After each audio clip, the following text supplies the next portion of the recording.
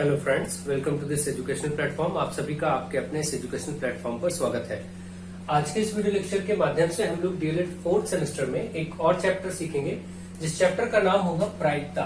तो प्रायिकता, जिसको इंग्लिश में प्रोबेबिलिटी कहा जाता है। प्रायिकता का अर्थ क्या होता है, सबसे पहले ये समझेंगे। प्रायिकता का मतलब होता है संभावना, किसी भी कार्य के होने की संभावना क्या है। एक तरह से ये भी कह सकते हैं। तो प्रोबेबिलिटी यानी कि प्रायिकता का अर्थ यह है कि कोई चीज होगी, उसकी संभावना क्या है। जैसे हम एक सिक्का उछाले और एक सिक्का उछालने पर या तो उसमें हेड मिलेगा। देखिए, अगर हम एक कॉइन या सिक्का टॉस करें तो क्या होगा, या तो हेड दिखेगा या तो टेल दिखेगा। तो उसमें यही दो संभावनाएं हो सकती हैं, यही दो घटनाएं हो सकती हैं कि या तो हेड आए या तो टेल आए। तो ये आपसे प्रश्न पूछा जा सकता है सिंपली कि एक सिक्का उछालने पर उसमें संभावनाओं की संख्या क्या है या उसमें घटनाओं की संख्या क्या है। तो उस घटनाओं की संख्या कुल 2 है।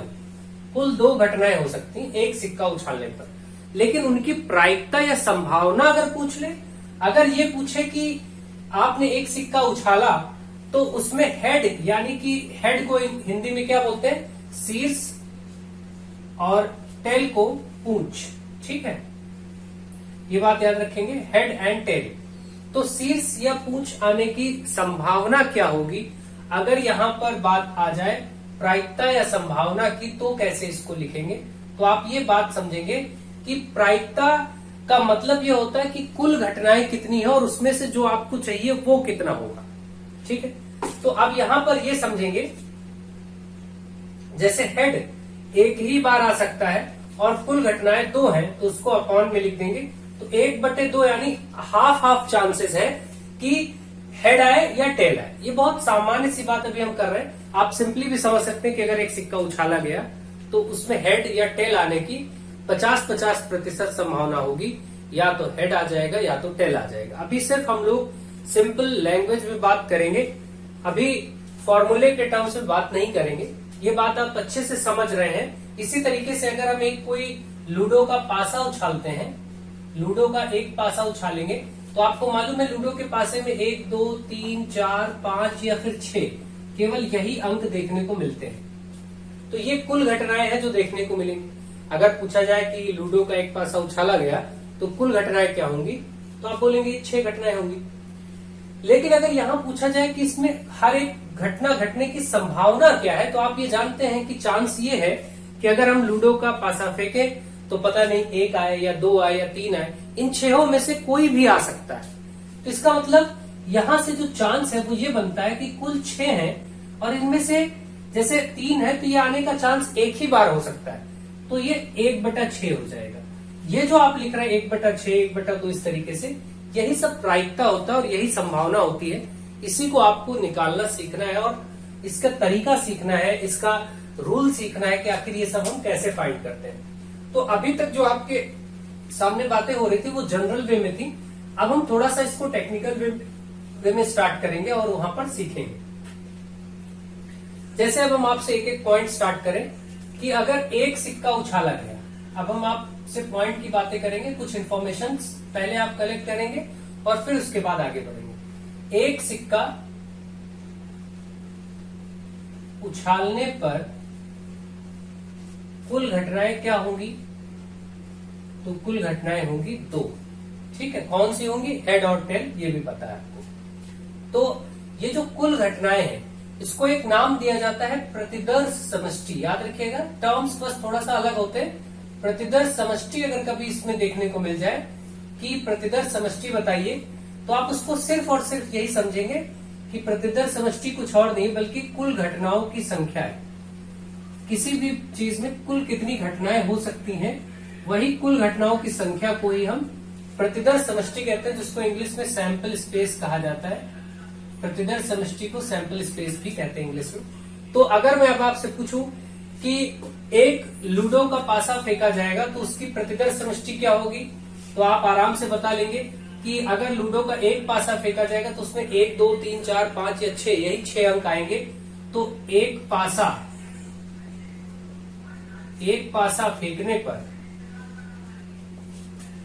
फेंकने पर कुल घटनाएं कितनी होंगी, 6 होंगी। या फिर इसी को हम बोल सकते हैं कि एक पासे के लिए, एक पासे को फेंकने पर प्रतिदर्श समष्टि क्या होगी। तो प्रतिदर्श समष्टि जैसे ही वर्ड आएगा आपको बिल्कुल घबराना नहीं है, ये समझना है कि कुल घटनाएं ही पूछ रहा है, वो 6 बोल देंगे। यानी हम कहें कि एक पासा फेंका जाएगा तो कुल कितनी घटनाएं होंगी, तो आप कहेंगे 6 घटनाएं होंगी। या दूसरे शब्दों में हम कहें एक पासे को फेंकने पर प्रतिदर्श समष्टि क्या होगी, तो भी आप कहेंगे 6 होगी। मतलब प्रतिदर्श समष्टि कुछ और नहीं है बल्कि कुल घटनाओं की संख्या को ही प्रतिदर्श समष्टि कहते हैं। ठीक है, तो आप ये बात माइंड में उतार लीजिए कि प्रतिदर्श समष्टि का मतलब कुल घटनाओं की संख्या। आप इसी तरीके से एक सिक्का में तो 2 घटनाएं होंगी, तो 2 सिक्के उछाले जाए तो क्या होगा, अब ये देखते हैं। अब अगर मान लीजिए 2 सिक्के उछाले जाए तो कौन कौन सी घटनाएं देखने को मिलेंगी, इस पर चर्चा करेंगे। तो आप देखिए, अगर हम 2 सिक्के एक साथ उछाले, 2 सिक्के एक साथ उछाले जाएं, एक साथ उछालने पर कुल घटनाएं क्या होंगी। अब ये कुल घटनाएं कह लीजिए या यहीं पर वर्ड इस्तेमाल कर लीजिए प्रतिदर्श समष्टि क्या होगी। तो यहां पर जब 2 सिक्के उछाले जाएंगे तो आप सोचिए, हो सकता है कि पहले पर हेड आए और दूसरे पर भी हेड आ जाए, हो सकता है पहले पर हेड आए दूसरे पर टेल आ जाए। अब इसका उल्टा हो सकता है, पहले वाले सिक्के पर भाई 2 सिक्के उछाले और वो जमीन में गिरे तो पहले वाले पे टेल गिरे, दूसरे वाले पे हेड आए, ऐसा हो सकता है। या फिर दोनों पर ही टेल टेल आ जाए। इसके अलावा तो कोई और घटना हो ही नहीं सकती। 2 सिक्के उछालने पर जब वो सिक्के गिरेंगे जमीन में तो या तो दोनों पर हेड दिख सकता है या दोनों पर टेल दिख सकता है, या पहले पर हेड दूसरे पर टेल, या पहले पर टेल दूसरे पर हेड, यही तो दिख सकता है। यही संभावित घटनाएं हैं। तो कुल घटनाएं 2 सिक्के उछालने पर 4 घटनाएं होंगी। तो अगर पूछा जाए कि 2 सिक्के उछालने पर प्रतिदर्श समष्टि क्या होगी, तो आप तुरंत बोलेंगे 2 सिक्के उछालने पर प्रतिदर्श समष्टि की संख्या। अगर संख्या पूछे, प्रतिदर्श समष्टि की संख्या कितनी है, तो आप देख रहे हैं 4 है। और कौन सी, तो ये आप लिख भी देंगे। अगर पूछा जाए वो घटनाएं कौन सी हैं, तो वो ये आप लिख के दिखा देंगे। ठीक है, तो 2 सिक्के उछालने पर प्रतिदर्श समष्टि हम लोगों ने अच्छे से भली भांति समझ ली। ठीक है, चलिए अब ये एक एक पॉइंट आप ऐसे समझेंगे। अब हम लोग आते हैं सिक्कों में ही 3 सिक्के उछाले जाएं। अगर 3 सिक्के एक साथ उछाले जाएं, कई बार 3 सिक्के एक साथ बोलेंगे, एक ही सिक्के को 3 बार उछालेंगे, एक ही बात होगी। दोनों तरीके से बोला जा सकता है, तो उसमें एक ही बात होगी। जैसे 2 सिक्के एक साथ उछाले गए या एक सिक्के को 2 बार उछाला जाए, तो इस तरह एक ही बात मानी जाएगी। तो 3 सिक्के को एक साथ उछालने पर प्रतिदर्श समष्टि यानी कुल घटनाओं की संख्या क्या होगी। तो अब हम देखते हैं प्रतिदर्श समष्टि वर्ड तो अब आप समझ ही गए होंगे। तो अब देखिए 3 सिक्के अगर एक साथ उछाले जाएंगे तो क्या संभावनाएं होंगी, आप खुद ही सोचिए। हो सकता है पहले पर हेड आए, दूसरे पर हेड आए और तीसरे पर भी हेड आ जाए। हो सकता है पहले पर हेड आए, दूसरे पर हेड आए और तीसरा टेल हो।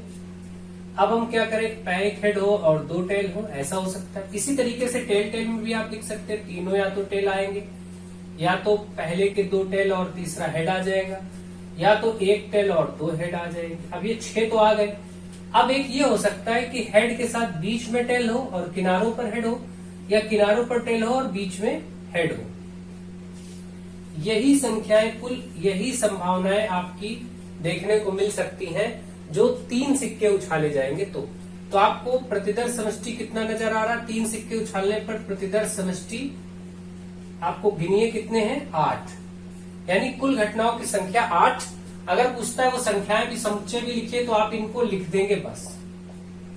3 सिक्के उछालने पर प्रतिदर्श समष्टि कौन कौन सी होंगी, तो आप इन्हीं को लिख देंगे। लिखने का तरीका समझ में आ गया होगा।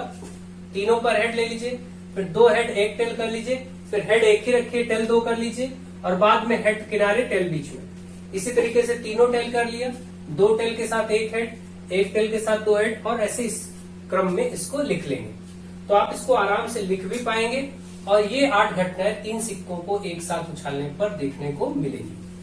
आई होप आपको ये सिक्कों वाले कॉन्सेप्ट समझ में आ गया और प्रतिदर्श समष्टि भी समझ में आ गया। अभी हम लोग प्रायिकता में आने से पहले उनके बेसिक्स पर बात कर रहे हैं, ठीक है। तो सिक्कों की कहानी हो गई और पासे में भी हम लोग लगभग देख चुके हैं कि पासे में एक पासा दो पासा उछालने पर क्या होता है। अब यहां से मैं आपको प्रायिकता से इंट्रोड्यूस करा देता हूं, फिर आगे ये चीज बढ़ती रहेगी 2 पासे के लिए और आगे के लिए, तो वो थोड़ा सा लेंथी वर्क होगा, उसको हम आगे बढ़ाएंगे। अब मैं आपको प्रायिकता का सूत्र बताता हूं, इसको लिखिए। प्रायिकता का मतलब होता है, प्रायिकता जब भी ज्ञात करना होगा तो ऊपर आप लिखेंगे अनुकूल घटनाएं या अनुकूल घटनाओं की संख्या, या सिंपल लिख लीजिए अनुकूल घटनाएं, और बटे में कुल घटनाएं। ये एक सूत्र आप याद कर लीजिए, बस इसी से आपको प्रायिकता आराम से आप निकाल सकते हैं। प्रायिकता को लिखने का मतलब होता है P से लिखा जाता है और ब्रैकेट में E लिख दिया जाता है। तो कई बार प्रायिकता को इस संकेत से प्रदर्शित करते, क्यों? P का मतलब प्रोबेबिलिटी, क्योंकि प्रायिकता को इंग्लिश में प्रोबेबिलिटी कहा जाता है, इसलिए P लिख देंगे। और E का मतलब घटना, इवेंट, इवेंट मतलब घटना, तो P और ब्रैकेट में E लिख देते हैं कई बार, तो प्रायिकता को इससे प्रदर्शित किया जाता है।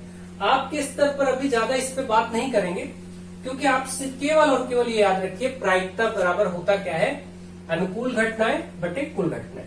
अच्छा, 2-3 बातें पॉइंट और नोट कर लीजिए, अभी हम इससे करेंगे, इसी से सारे सवाल लगेंगे आपके। 1-2 बातें और लिख लीजिए। प्रायिकता याद रखिए, प्रायिकता हमेशा 0 से 1 के बीच में होती है। प्रायिकता ऑलवेज कहां से कहां तक होती है? 0 से 1 के बीच में।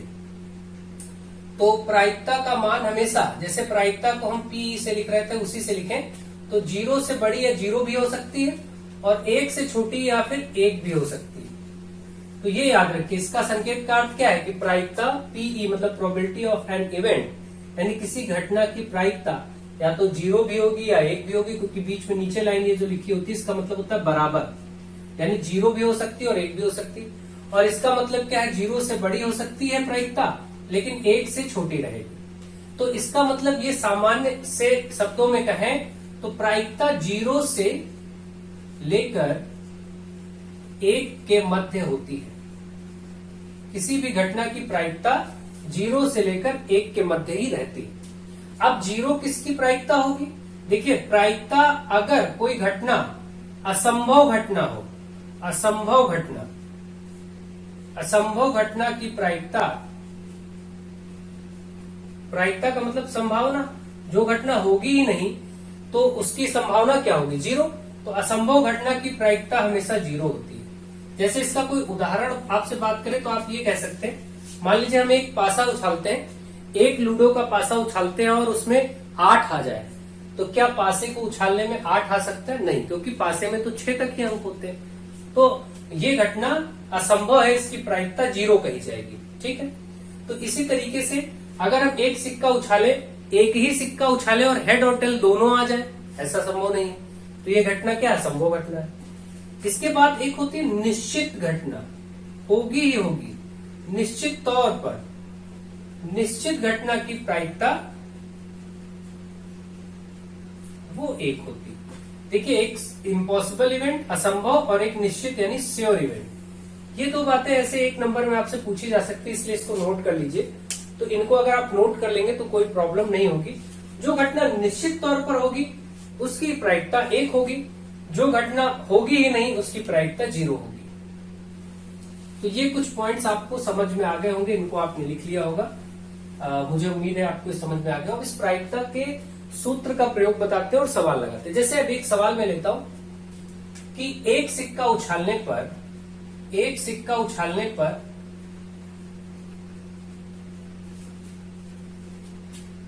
हेड यानी शीर्ष आने की प्रायिकता, शीर्ष आने की प्रायिकता क्या होगी? प्रायिकता ज्ञात कीजिए। देखिए, अब एक सिक्का उछालने पर शीर्ष आने की प्रायिकता ज्ञात कीजिए। तो आपको मालूम है कि प्रायिकता का सूत्र क्या है, अभी आप सामने देख रहे हैं। अभी मैं आपको लिख के एक एक चीज पढ़ा रहा हूं, आगे आप डायरेक्टली कर पाएंगे। प्रायिकता में अनुकूल घटना आपको क्या चाहिए, शीर्ष आने की, ये अनुकूल घटना है। और एक ही सिक्का उछलेगा तो या तो हेड या तो टेल, यही तो होता है। तो शीर्ष आने की प्रायिकता संभावना सिर्फ एक ही है। और कुल घटना, नीचे क्या होता है, कुल घटना है। एक सिक्का उछलने पर कुल 2 घटनाएं होती, हेड या फिर टेल, तो नीचे बटे 2 कर दी। यही आंसर हो गया प्रायिकता का। इस प्रश्न का उत्तर 1/2 हो गया। ठीक, अब इसी तरीके से बहुत छोटा सा क्वेश्चन एक पासे को लेकर के लेते हैं। अब मैं लिखूंगा नहीं, आपसे बोल दूंगा, आप डायरेक्ट करेंगे। यदि एक पासा उछाला जाता है, एक पासा उछाले जाने पर सम संख्या आने की प्रायिकता। अब देखिए, पासा एक उछाला गया और आपसे पूछा गया सम संख्या आने की प्रायिकता। अब ये बताइए कि एक पासा उछालेंगे तो 1 2 3 4 5 6, यही 6 घटनाएं कुल होती हैं। इन्हीं में से कुछ भी आएगा तो कुल घटनाएं तो आपके पास 6 है, उसको आप पहले ही बटे में जो आप लिखते हैं वो लिख लीजिए। एक पासा उछालने पर 6 होती घटनाएं, वो बटे में पहले लिख लीजिए, क्योंकि प्रायिकता का सूत्र क्या है, उसमें बटे में कुल घटनाएं हैं, वो पहले लिख लीजिए। अब ऊपर है अनुकूल घटना। अनुकूल मतलब जो प्रश्न में कहा, मैंने प्रश्न में क्या कहा, सम संख्या आने की प्रायिकता। अब इसमें सम क्या है, ये वाला और ये वाला, यानी 2 4 6। तो सम संख्या कितनी है, 3। तो बस यहाँ पर अनुकूल घटना की जगह 3 लिख दीजिए, बस काट दीजिए। 3 एकम 3, 3 दूनी 6, ये आपका 1/2 हो गया। ठीक, इस प्रकार से आपको ये चीज समझ में आ गई होगी। अब इसी तरीके से अगर एक पासा उछाला गया और विषम संख्या आने की प्रायिकता, विषम संख्या की प्रायिकता, प्रायिकता वर्ड भी कई बार होगा, कई बार संभावना भी ऐसे कह देंगे, तब भी आप उसको करेंगे वही। अब बताइए, क्योंकि 1 2 3 4 5 6 इन्हीं में से होगा, तो कुल घटनाएं तो 6 ही रहेंगी। विषम पूछा गया तो 1 3 और 5, ये भी 3 ही है, तो ऊपर 3 लिख देंगे। 3 एकम 3, 3 दूनी 6, तो ये 1/2 आंसर हो गया। एक पासा उछालने पर विषम संख्या आने की प्रायिकता 1/2 हो गई। ठीक है, बहुत सरल होता है, केवल इतना याद रखिए, कुल घटनाएं कितनी है उसको बटे में रख दीजिए, और जो पूछा गया वो घटनाएं गिन करके ऊपर लिख दीजिए। बस कट रहा है तो काट दीजिए, नहीं तो छोड़ दीजिए। बहुत सिंपल सी बात है। तो ये आपको समझ में आ गया होगा। ठीक है, अब आपसे पूछा जाए कि एक पासा उछाला जाता है, तो उसमें एक पासा उछाले जाने पर 5 से छोटी संख्या आने की प्रायिकता, 5 से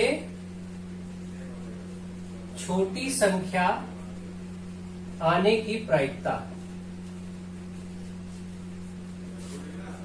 अब देखिए, पासा एक ही उछाला गया तो घटनाएं तो कुल यही रहेंगी, 1 2 3 4 5 6, क्योंकि एक पासा उछाला जा रहा है तो बटे में तो 6 ही होगा।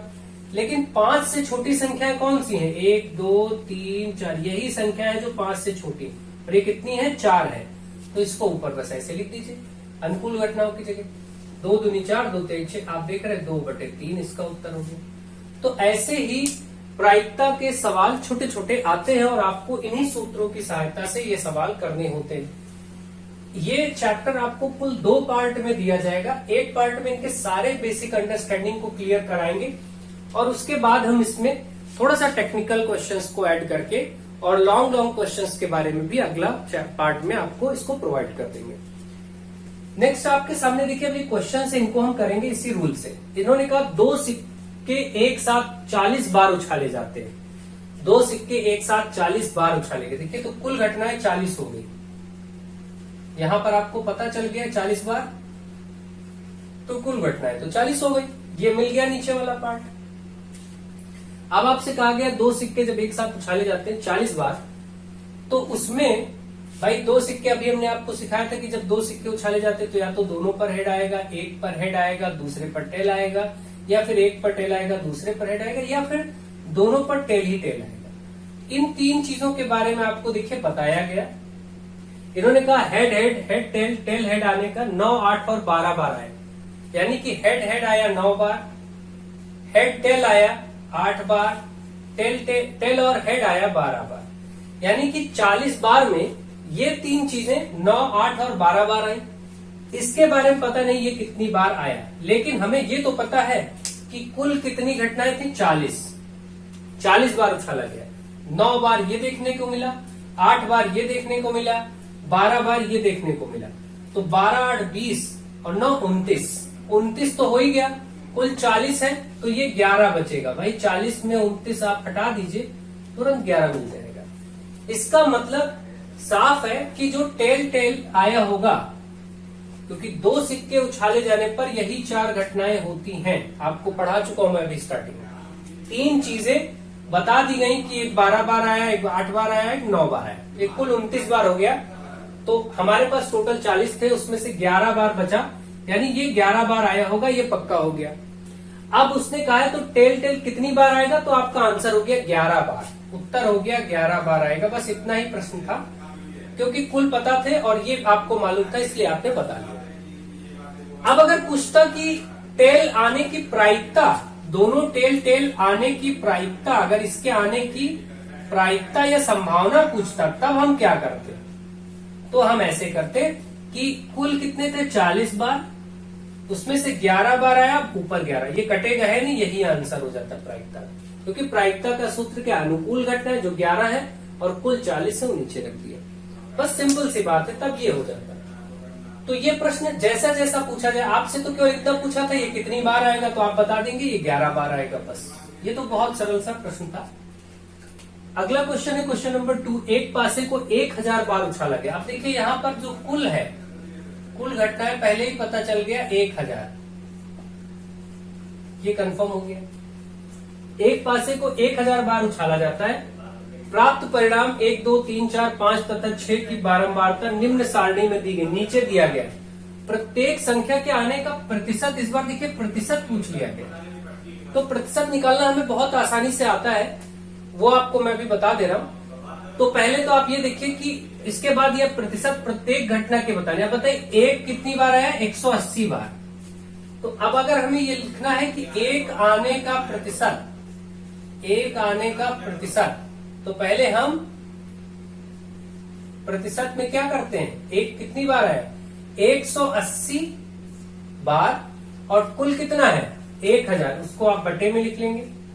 ये तो प्रायिकता हो गई। पहले अगर हम बोले कि एक आने की प्रायिकता बताओ या संभावना, तो एक आने की प्रायिकता ये होगी कि 180 बार एक आया है और टोटल 1000 बार उछाला गया, तो टोटल को नीचे और 180 को ऊपर, इतना।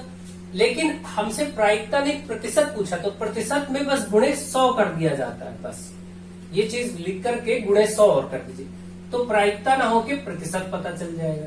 अब क्योंकि उसने प्रतिशत कहा है तो हम गुणे 100 भी करेंगे। अब आप इसको सॉल्व करिए, 2 जीरो ये कटे, 1 जीरो से ऊपर कटा, केवल 18 बचा, तो 18% इसका उत्तर हो गया। एक आने का प्रतिशत 18।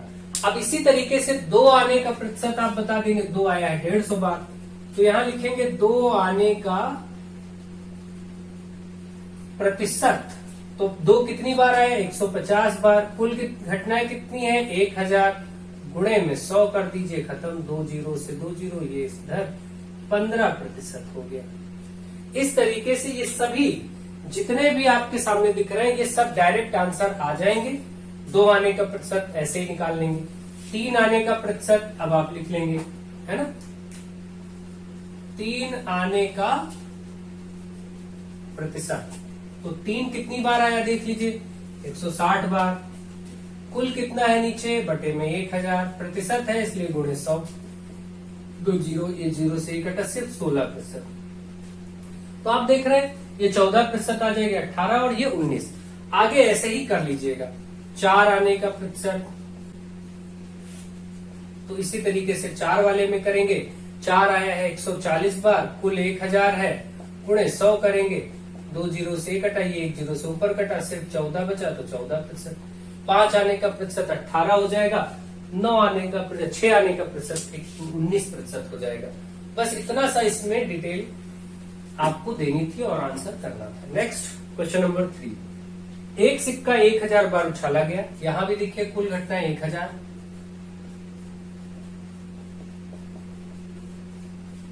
इसके बाद बोला गया, उसमें पाया गया कि चित, यानी कि चित को बोलते हैं हेड और पट को बोलते हैं टेल।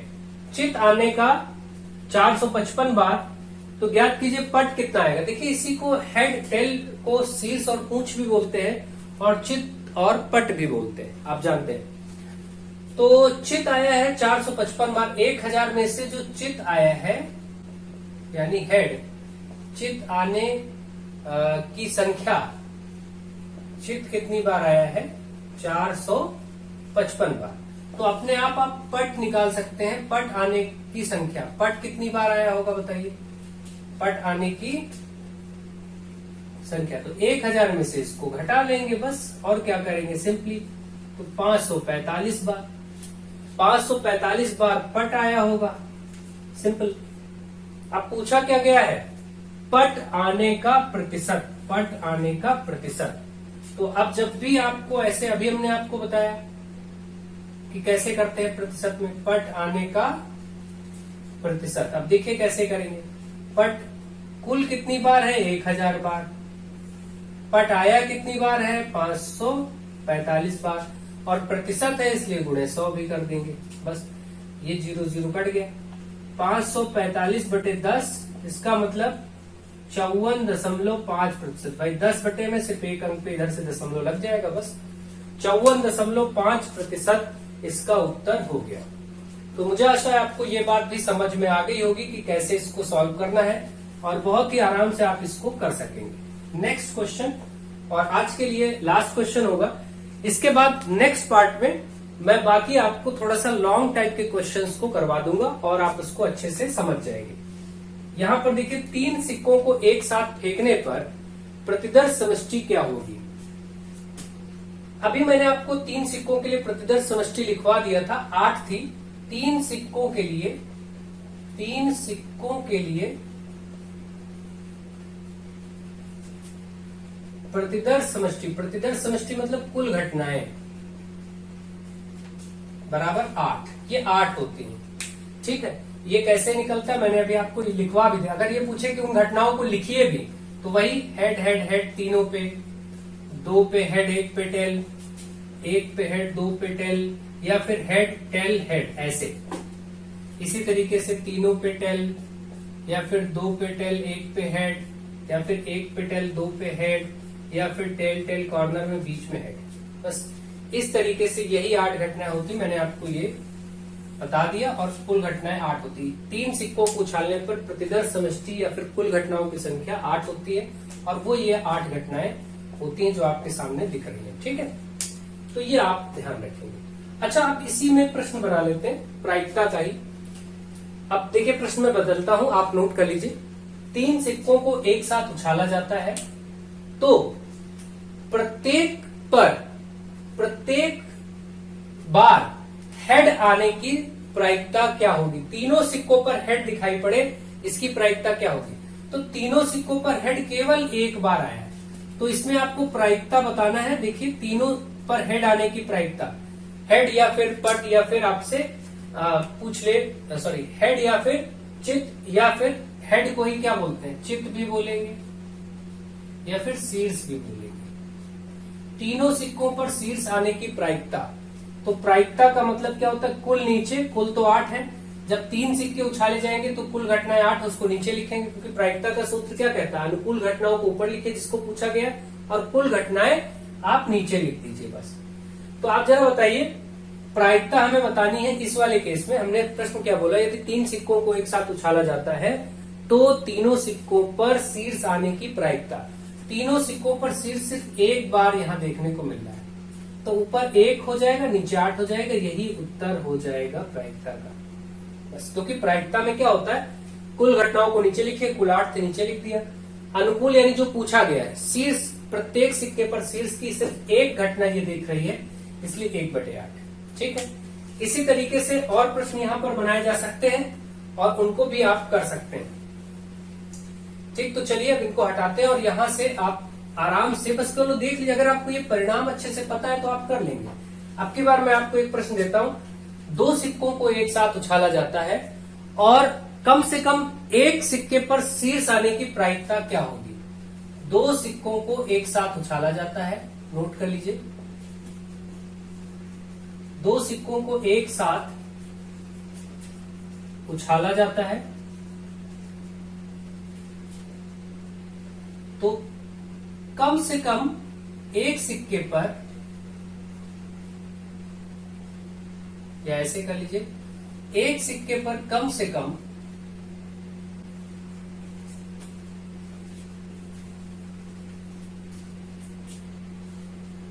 एक शीर्ष आने की प्रायिकता क्या होगी।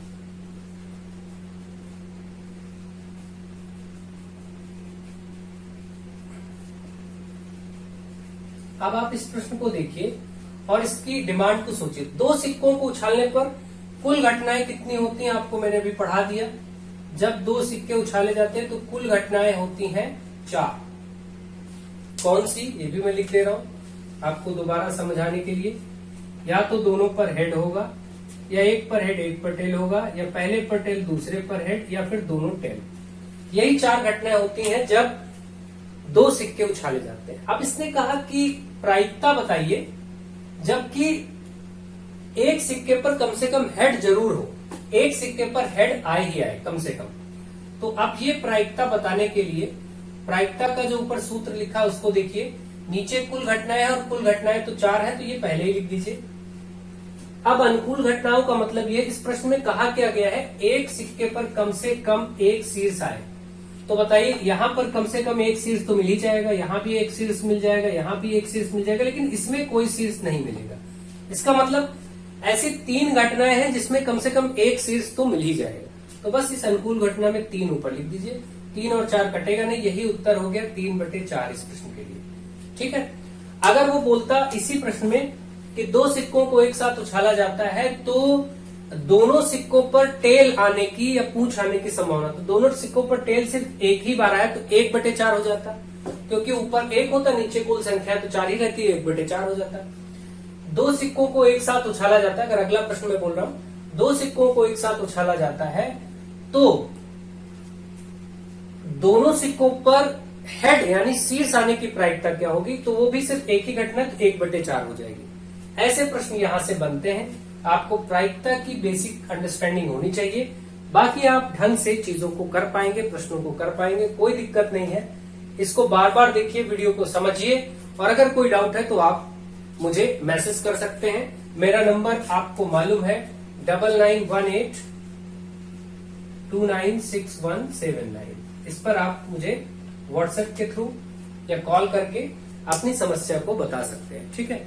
तो मुझे आशा है आपको ये सारी बातें समझ में आ गई होंगी, प्रायिकता की अंडरस्टैंडिंग हो गई होगी, प्रायिकता क्या होता है ये सब आपको समझ में आ गया होगा। बहुत ही सरल है, केवल समझने की जरूरत है बस। प्रायिकता में केवल 2 बातें ध्यान रखनी है, अनुकूल घटनाएं, कुल घटनाएं, और कुछ बेसिक चीजें जैसे एक पासे को उछालने पर क्या क्या होता है, उसमें सम विषम संख्या क्या है, बहुत सामान्य सी जानकारी की जरूरत है, और इस चैप्टर को आप विधिवत ढंग से सीख पाएंगे। तो मुझे आशा है आपको ये लेक्चर बहुत अच्छे से समझ में आ गया होगा, और इसके साथ आप इसको अच्छे से अभ्यास करिए। आगे हम लोग इसका पार्ट 2 देखेंगे, जिसमें हम इस चैप्टर को कंप्लीट कर देंगे और हर प्रकार के प्रायिकता के क्वेश्चंस को डील करने की कोशिश की जाएगी। So thank you to all of you. Lecture के माध्यम से हम लोग प्रायिकता का दूसरा लेक्चर देखेंगे। इसके पहले प्रायिकता का एक लेक्चर हो चुका है, जिसमें आपको प्रायिकता में एक सिक्का उछालने पर, 2 सिक्का उछालने पर या 3 सिक्के एक साथ उछालने पर उनकी प्रायिकता से संबंधित प्रश्नों को और उनके कॉन्सेप्ट्स को सिखाया गया, और एक पासा उछालने पर भी बताया गया। अब यहाँ पर 2 पासों को एक साथ उछालने पर, जो कि बहुत महत्वपूर्ण है और कई बार इसके प्रश्न आते हैं, तो 2 पासों को एक साथ उछालने पर क्या क्या घटनाएं होती हैं, किस प्रकार से प्रायिकता को आप डील करेंगे, इनको हम यहाँ पर सीखने वाले हैं।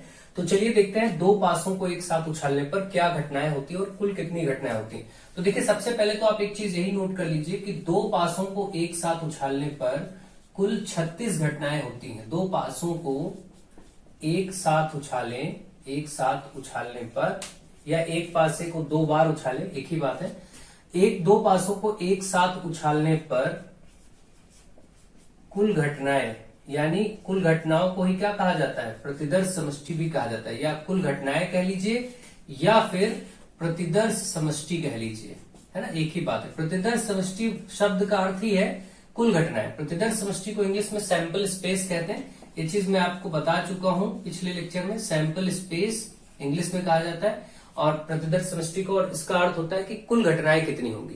तो 2 पासों को एक साथ उछालने पर कुल घटनाएं होती हैं 36।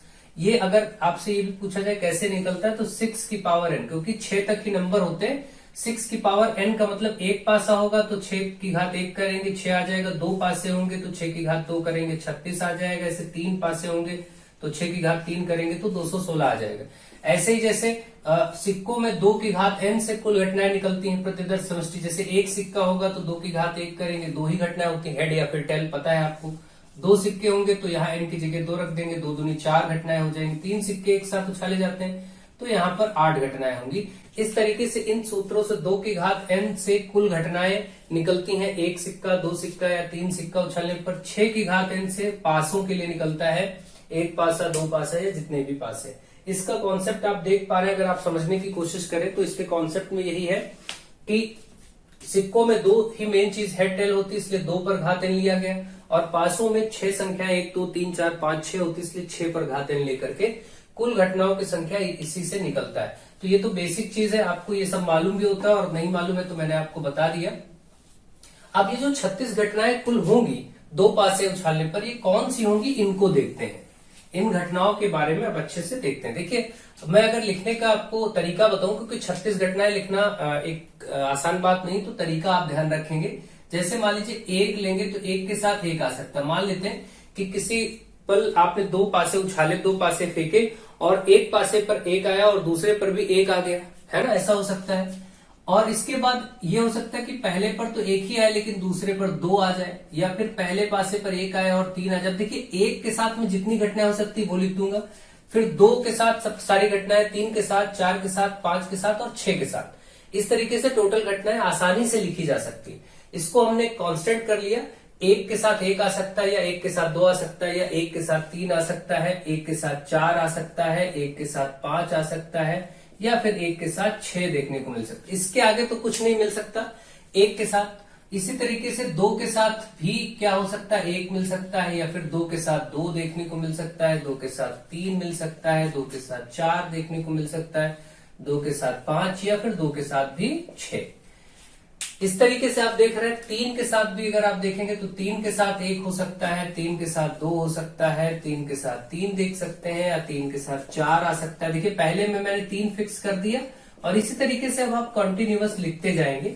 इसी तरीके से 4 के साथ 1 देखने को मिल सकता है, 4 के साथ 2 देखने को मिल सकता है, 4 के साथ 3, 4 के साथ 4, 4 के साथ 5 और 4 के साथ 6। इसका मतलब ये पहले पासे पर 4 दिखा, दूसरे पासे पर 5 दिखा, पहले पासे पर 4 दिखा, दूसरे पर 6 दिखा। इनका ये अर्थ है। ये घटनाएं हो सकती है 36 घटनाएं आपकी, अब आपको पता है कि मिल जाएंगी, क्योंकि देखिए हर एक के साथ 6 घटनाएं हैं, तो 6 छाक 36 अभी हो जाएगा। 5 के साथ 1, 5 के साथ 2, 5 के साथ 3, 5 के साथ 4, 5 के साथ 5, या फिर 5 के साथ 6। फिर आप आगे देखेंगे यहाँ पर तो 6 के साथ यही चीज देखने को मिलेगी, 6 1, 6 के साथ 2, 6 के साथ 3, या फिर 6 के साथ 4, या फिर 6 के साथ 5, या 6 के साथ 6।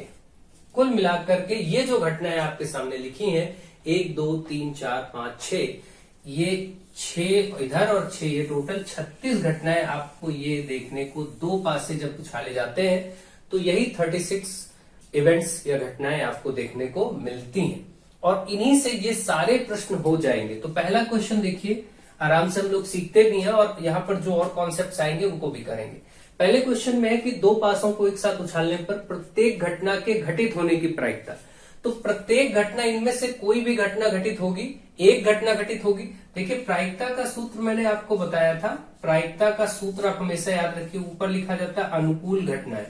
अनुकूल का मतलब जो पूछा गया वो कितनी घटनाएं होंगी, और कुल घटनाएं नीचे लिखा जाता है। कुल घटनाएं यानी प्रतिदर्श समष्टि को नीचे लिखा जाता है। तो इस प्रश्न की डिमांड यह है कि 2 पासों को एक साथ उछालने पर प्रत्येक घटना के घटित होने की प्रायिकता क्या है या संभावना क्या है। तो देखिए, प्रायिकता कुल घटनाएं तो 36 होंगी 2 पासों में, इसको नीचे लिख दीजिए। ऊपर केवल कह रहा प्रत्येक, मतलब कोई एक घटना घटित हो। एक घटना घटित होने का मतलब ऊपर 1 लिख देंगे तो 1/36। जैसे एक ही पासा उछाला जाता है तो प्रत्येक घटना घटित होने की प्रायिकता 1/6, क्योंकि टोटल 6 होते हैं। तो पहले प्रश्न का आंसर तो केवल 1/36 हो गया। ठीक है, तो ये आप समझ गए होंगे अच्छे से, और ये सूत्र याद रखिएगा प्रायिकता का। दूसरा देखिए, प्रश्न की डिमांड क्या है, 2 पासों को एक साथ फेंकने पर दोनों पर सम अंक ऊपर आने का घटना आने का समुच्चय लिखे। समुच्चय मतलब यही जो लिखेंगे समुच्चय है, ब्रैकेट में ये जो लिखे गए ये आपके समुच्चय, इन्हीं को बता देगा। तो बस यहां पर डिमांड इतनी है कि दो पासों को एक साथ फेंकने पर दोनों पर सम अंक यानी इवन नंबर आए, सम अंक आए, ऐसे कितने क्या समुच्चय होंगे। तो देखिए सम अंक आने वाले समुच्चय, सम अंक दोनों पासों पर, ध्यान रखिए दोनों पासों पर, सम अंक कहां, दोनों पासों पर आने का समुच्चय। अब अगर हम इसका समुच्चय लिखना चाहें तो हम कैसे लिखेंगे, देखिए दो पासों को एक साथ फेंकने पर दोनों पर सम अंक दिखें, तो दोनों पर सम अंक दिखे, इस वाले में तो मिलेगा नहीं क्योंकि ये एक, पहले तो एक रहेगा, एक सम नहीं होता। इस वाले में मिल सकते हैं, इस वाले में जो मिलेंगे वो भी देखिए यहां पर पहले पर तो 2 आया जो कि सम होता है इवन, लेकिन दूसरे पर 1 है जो कि विषम होता है, तो ये नहीं लिया जाएगा, लेकिन ये ले लिया जाएगा। यानी कि 2,2, 2 के साथ 3 नहीं आएगा, फिर ये ले लिया जाएगा। सम क्योंकि दोनों पर होने चाहिए तो आप इसको लिख दीजिए। ये नहीं लिया जाएगा क्योंकि इसमें 5 विषम है लेकिन ये दोनों सम है, तो ऐसे आपने लिख दिया। फिर 3 से देखिए 3 वाले में तो कोई भी होगा ही नहीं क्योंकि 3 अपने आप हर जगह 3 तो है ही है, तो विषम हो जाएगा, जबकि दोनों को सम होना है। अब यहां पर सम ढूंढेंगे, इसमें मिलेगा जो कि ये 4, 2 ये वाला, फिर 4, 4 आप देख रहे हैं क्योंकि 3 वाला लिया नहीं जाएगा, 4, 3 अगर लेंगे तो ये विषम हो जाएगा, आपको दोनों को सम रखना है। और 4, 4 6 ये हो गया। अब 5 में नहीं मिलेगा, फिर ये चीज 6 में मिलेगी। 6 में क्या होगा, 6 के साथ 2, 6 के साथ 4 और 6 के साथ 6, बस ये इतने समुच्चय हैं जो कि क्या है, टोटल विषम सम अंक आने के समुच्चय है। लेकिन यही अगर पूछता कि सम अंक आने की प्रायिकता बताइए, दोनों पासों पर सम अंक आने की प्रायिकता, तो प्रायिकता का सूत्र क्या होता है, अनुकूल घटनाएं बटे कुल घटनाएं। तो कुल में तो बटे 36 ही लिखते, अगर हमें इसी की प्रायिकता पूछता, यहां पर देख लीजिए, तो हम लिखते ऊपर अनुकूल घटनाएं और बटे में तो टोटल 36 घटनाएं होंगी। अब ये कितनी घटनाएं थी गिन लीजिए, 1 2 3 4 5 6 7 8 9, 9 घटनाएं, तो 9 बटे 36, 9 बटे 36, 9 कम 9, 9 चौक 36, मतलब 1 बटे 4। अगर आपसे प्रश्न की डिमांड होती कि दो पासों को एक साथ उछालने पर दोनों पासों पर सम अंक आने की प्रायिकता या संभावना बताइए, उस समय आप ये 9 बटा 36 करके 1 बटे 4 ये आंसर करते, क्योंकि कुल घटनाएं नीचे और 9 ये सम वाले समुच्चय है इसके ऊपर, तो 9 बटे 36 1 बटे 4 प्रायिकता हो जाती। प्रायिकता नहीं पूछा है, ये प्रश्न जो है इसमें सिर्फ आपको समुच्चय लिखना है, मतलब यही ब्रैकेट में ये घटनाएं लिख देनी, बस केवल इतना। अब इसी तरीके से सेम विषम अंक आने वाला काम करेंगे हम लोग, यहां पर विषम अंक आने की प्रायिकता पर काम करेंगे, सम की बजाय विषम अंक। यहां मैं लिख देता हूं विषम, जो कि इसमें अगला प्रश्न है, दो पासों को एक साथ फेंकने पर विषम अंक आने का समुच्चय लिखिए। अब हम लोग विषम अंक ढूंढेंगे, तो जब हम लोग विषम अंक ढूंढेंगे तो सीधी सी बात है, यहां पर विषम वाले अंक यहां मिलेंगे, इसमें मिलेगा, क्योंकि दोनों पासों पर विषम मिलना चाहिए। तो इस स्थिति में ये 1 और 1 दोनों विषम है, इसको लिख लेंगे, ठीक है। 1 और 2 नहीं होगा क्योंकि इसमें 2 सम हो जाता है, ये हो जाएगा क्योंकि ये विषम है, तो 1,3, फिर ये नहीं होगा, फिर ये 1,5 हो जाएगा, 1 के साथ 5। 2 वाली लाइन छोड़ ही देंगे क्योंकि 2 हर जगह है, वो सम होता है, जबकि दोनों अंक विषम मांगे गए हैं इस प्रश्न में। तो इसमें फिर अब 3 वाले में आएंगे, तो 3 के साथ 1, 3 के साथ 3, 3 के साथ 5, बस यही 3 जोड़े मिलेंगे। देखिए 9 ही 9 इसमें आते सम और विषम में।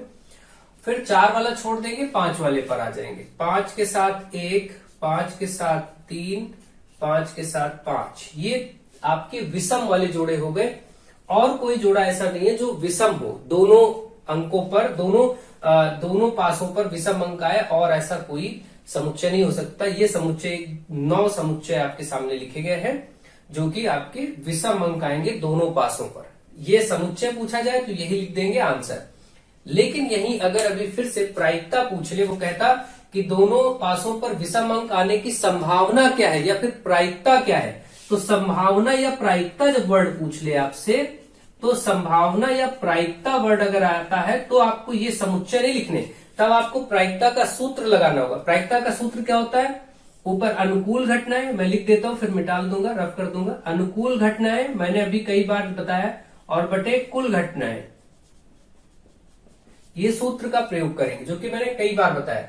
तो अब देखिए अनुकूल घटनाएं और कुल घटनाएं, कुल तो यहां हमें पता है 36 है, दो पासों के केस में प्रायिकता में नीचे तो 36 ही रखना है, ऊपर ये अनुकूल घटनाएं विषम वाली कितनी है, 9 घटनाएं है ये, तो 9/36 कट करके 1/4, इसका भी आंसर 1/4, प्रायिकता 1/4। अगर पूछा जाता प्रायिकता या संभावना तो हम 1/4 यहां पर कर देते। ठीक है, तो मुझे आशा है आपको ये बात समझ में आ गई होगी कि अगर समुच्चय पूछेगा तो हम ये ब्रैकेट में घटनाएं लिख देंगे जो जो होंगी डिमांड में, और अगर प्रायिकता पूछेगा तो ऐसे काम करेंगे। ठीक, अब देखिए यही प्रश्न आपका फिर बदल रहा है, विषम से दूसरी बात आ गई अभाज्य। अगला क्वेश्चन देखिए, दो पासों को एक साथ फेंकने पर अंकों का योगफल विषम संख्या आने का समुच्चय। अब यहां पर देखिए अंकों का योग विषम आए, ठीक है, अब यहां अंकों का योग से प्रश्न हो गया, इसको मैं हटा देता हूं। अब आपको यहां पर लिखना है अंकों का योग, योगफल यानी जोड़ने पर क्या है, विषम हो, विषम संख्या उनके समुच्चय आपको लिखने, विषम संख्या का समुच्चय, होने का समुच्चय। देखिए समुच्चय मतलब पहले जो जो घटनाएं हैं वो हम लिखेंगे। अब चलिए देखते हैं, अंकों का योग विषम संख्या हो, योग विषम हो, तो योग अगर विषम होगा तो देखिए ये 1 1 2 हो जाएगा, ये होगा नहीं विषम, ये तो सम हो जाएगा, ये 2 1 3 ये विषम होगा जोड़ने पर, तो यानी आप इसको लिख दीजिए, इसको जोड़ने पर विषम मिलेगा, इसको जोड़ने पर सम होगा 3 1 4, इसको जोड़ने पर 5 ये विषम होगा, आप 1 और 4 लिख दीजिए। ठीक है, फिर यहां से इसको जोड़ेंगे 5 1 6, तो ये क्या होगा, सम हो जाएगा, और 1 6 7 होगा, ये हो जाएगा इसका योगफल, 1 और 6 का योगफल विषम हो रहा है, तो इसलिए ये लिख देंगे। ये समुच्चय 3 यहां से मिले। दूसरे लाइन में 2 1, 2 और 1 को जोड़ने पर कितना हो जाएगा, 3, और वो विषम है, 2 2 4 ये सम है, 2 3 5, ठीक है, 2 4 6 2 5 7, 2 5 7 2 6 8, सम वाले तो आप देख रहे हैं विषम वाले यहां से हो गए। इसी तरीके से तीसरी लाइन में आएंगे, 3 1 4 3 2 5, तो अब आप यहां पर 3 और 2 लिखेंगे, इनको जोड़ने पर 3 3 6 हो जाएगा, सम हो जाएगा 3 4 7, 3 4 7 3 और 6 9। सब में देखिए सभी अंकों के साथ ये आप देख रहे हैं 3 3 जोड़े बनते जा रहे हैं। चौथा इसी तरीके से ढूंढेंगे तो 4 1 4 3 4 5, ठीक है, यहां से भी 1 3 5 वाला हिस्सा, यहां से भी 1 3 3 वाला नहीं होगा, यहां पर सम हो जाएगा। ठीक है, तो इसी तरीके से आपको ध्यान देना है। अभी 4 वाले हो गए, 4 1 5 4 3 7 5 4 9, ठीक है, यहां पर 5 1 6 ये नहीं होगा, 5 2 7, 5 के साथ 2, 5 3 8 हो जाएगा, यहां पर 5 के साथ 4, 5 4 9 हो जाएगा, 5 5 10 होगा, और 5 6 11। यहां पर देखिए 6 1 7, 6 2 8 हो जाएगा, नहीं लिखा जाएगा, सम होगा, 6 3 9, 6 के साथ 3, 6 के साथ 4 10 होगा, 6 के साथ 5 11 होगा, ये विषम है। ये आपके अंकों का योग विषम होने के समुच्चय हो गए। अब इन्हीं की प्रायिकता पूछा जाता तो हम देखते हैं कितने हैं, 1 2 3 4 5 6 7 8 9 10 11 12 13 14 15 16 17 18, तो 18/36 इसकी प्रायिकता हो जाती है। 18/36 का मतलब 9 से काटते तो 9 दूनी 18 9 चौक 36, 18/36 1/2, 18 दूनी 36 होता है, सीधे 1/2 हो जाता है। तो ये आपका अंकों का योगफल विषम संख्या होने के समुच्चय है। प्रायिकता पूछता तो इनको गिन के जितने हैं ऊपर लिखते और बटे में टोटल 36 लिख देते, प्रायिकता हो जाता है, यानी संभावना हो जाता है या प्रायिकता हो जाता है। ठीक, तो इस प्रकार से अंकों का योगफल विषम होने के समुच्चय भी लिख लिए। इसी तरीके से आपको बस बेसिक बातों को ध्यान में रख के काम करना है। क्वेश्चन नंबर 4 अंकों का योग विषम हो गया, और 5 नंबर 2 पासों को एक साथ फेंकने पर अंकों का योग इसी तरीके से अभाज्य, अंकों का योग अभाज्य हो, अंकों का योग क्या हो, अभाज्य यानी प्राइम नंबर हो। प्राइम नंबर आप सभी जानते हैं कौन से, जिनको काटने पर सिर्फ या तो 1 से कटे या अपने आप से कटे और किसी नंबर से ना डिवाइड हो, वो प्राइम होते हैं, आपको मालूम है। यानी अभाज्य अंकों का योग हो, इसमें क्या होगा, अंकों का योग अभाज्य हो। देखिए 1 और 1 जोड़ने पर 2 होता है, और 2 सबसे छोटी अभाज्य संख्या होता है, 2 और किसी से कटता नहीं सिवाय अपने आप से। 2 1 3, ये भी अभाज्य होगा जोड़ने पर। अंकों का योग अभाज्य हो, ध्यान रखिए यहाँ पर जोड़, इसीलिए मैं जोड़ के चेक कर रहा हूं। 2 1 3, 3 कैसी संख्या अभाज्य है। 3 1 4 ये कट जाएगा 2 से। 4 1 5 यहाँ पर ये भी जोड़ने पर अभाज्य होगा। 5 1 6 सम होगा। 6 1 7 ये भी अभाज्य होगा। ये संख्या मिली। दूसरे कॉलम में 2 1 3, 3 अभाज्य होता है। 2 2 4 सम हो जाएगा। 3 2 5, 5 भी अभाज्य होता है, ये वाला भी ले लिया जाएगा। 6 भाज्य है, 7 अभाज्य है, तो 2 के साथ 5 ले लिया जाएगा। फिर 2 के साथ 6, 6 2 8 हो जाएगा। 8 कट जाता है तो 8 अभाज्य नहीं होगा। इसका योग करिए। 3 1 4 ये भी नहीं लिया जाएगा। 3 2 5 ये ले लिया जाएगा। 3 3 6 ये सम हो जाए, कट जाता है। 2 से भी 3 से भी अभाज्य नहीं है। 3 4 7, 7 किसी से नहीं कटेगा। 3 4 7, 3 5 8 कट जाएगा। 6 3 9, 9 भी भाज्य नहीं होता, भाज्य होता है क्योंकि 9 3 के पहाड़े में आ जाता है। तो 4 1 5 ये वाला ले लिया जाएगा। 4 1 5, 4 2 6 नहीं लिया जाएगा। 4 3 7 ठीक है। 7 अभाज्य संख्या है क्योंकि 7 किसी और से नहीं कटता है, या तो 1 से अपने आप से कटता है। तो इनको जोड़ के सब चेक कर लेंगे। 8 होगा, ये कट जाएगा। 5 4 9 होगा, कट जाएगा। 6 4 10 होगा, ये भी 2 और 5 से कट जाएगा, मतलब ये नहीं लिए जाएंगे। अब इस वाली लाइन में आ जाइए। 5 1 6 नहीं होगा। 5 2 7, 5 2 7, 5 3 8 कट जाएगा। 5 4 9 कट जाएगा। 5 5 10, 5 6 11, 5 6 11 ठीक है। 6 वाली लाइन में आएंगे तो 6 1 7 ठीक है। 6 1 7 लिया जाएगा और 6 2 8 कट जाएगा। 6 3 9 कट जाएगा। 10 कट जाएगा। 6 5 11, 6 6 12। बस ये आपके इतने देखिए समुच्चय हैं जो जिनको जोड़ने पर, दोनों पासों पर जो अंक आए हैं जोड़ने पर अभाज्य संख्या आएगी। इनको जोड़ने पर इतनी घटनाएं हैं, इतने समुच्चय हैं। तो जब उसने ये पूछा समुच्चय लिखे तो हमने समुच्चय लिख दिया। अब अगर यही वो बोलता समुच्चय, जैसे यहाँ समुच्चय न होता क्वेश्चन नंबर 5 में, बोलता प्रायिकता या संभावना बताइए, तो प्रायिकता अगर हमें बताना पड़ता तो हम देखते हैं अनुकूल कुल घटनाएं तो 36 आती। ये कितनी, 1 2 3 4 5 6 7 8 9 10 11 12 13 14 15, ऊपर 15। तो 3 से काट सकते हैं, तीनों पची 15, 3 से इसको काट सकते हैं। 3 12 3 36, तो 5/12 इसका आंसर हो जाता है। ठीक है, इस तरीके से आप इसको कर सकते हैं। तीनों पची 15 और 12 3 36 ठीक। 5/12 प्रायिकता या संभावना हो जाती।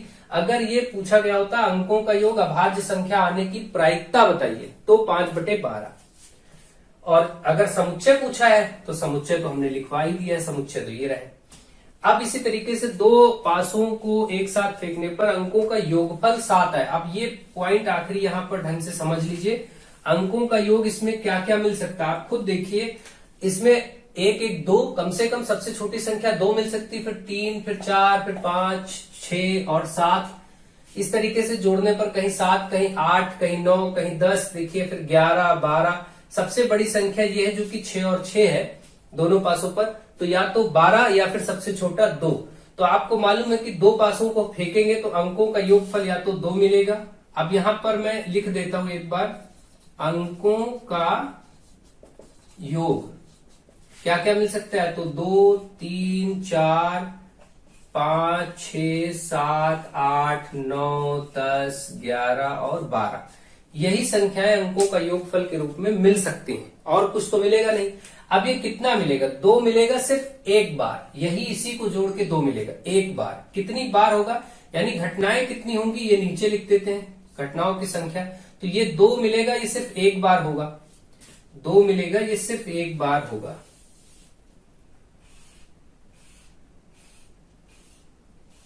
इस तरीके से हम लाइन भी खींच लेते हैं और इन्हीं के बीच में लिख देंगे। देखिए अंकों का योगफल 2 मिलेगा, ऐसी सिर्फ एक घटना होगी। अंकों का योगफल 3 मिलेगा, वो सिर्फ इसमें मिल सकता है, इन दोनों में। देखिए 2 1 1 2, यानी इसकी घटनाएं 2 होंगी। अंकों का योगफल 4 मिलेगा, वो इनमें मिल सकता है। 3 1 इनमें मिल सकता है। देखिए 3 1 4, 2 2 4 या 3 1 4, यानी ऐसी 3 घटनाएं होंगी। अंकों का योगफल 5 मिलेगा, ऐसी घटनाएं 4 होंगी। देखिए ठीक है। अंकों का योगफल 6 मिलेगा, ऐसी घटनाएं 1 2 3 4 5 होंगी। ठीक है। अंकों का योगफल 7 मिलेगा, ऐसी घटनाएं आपकी देखिए ये है 1 2 3, देखिए 5 2 7 4 3 7 3 4 7 5 2 7, आप देख रहे हैं 1 2 3 4 5 6, 6 घटनाएं ऐसी हैं जिसमें अंकों का योगफल 7 मिलेगा, ऐसी 6 घटनाएं। ठीक। फिर इसके बाद देखिए 8 मिलेगा, तो ये वाली घटनाएं होंगी 6 2 1 2 3 4 5। अब देखिए डिक्रीजिंग 5 हो गई।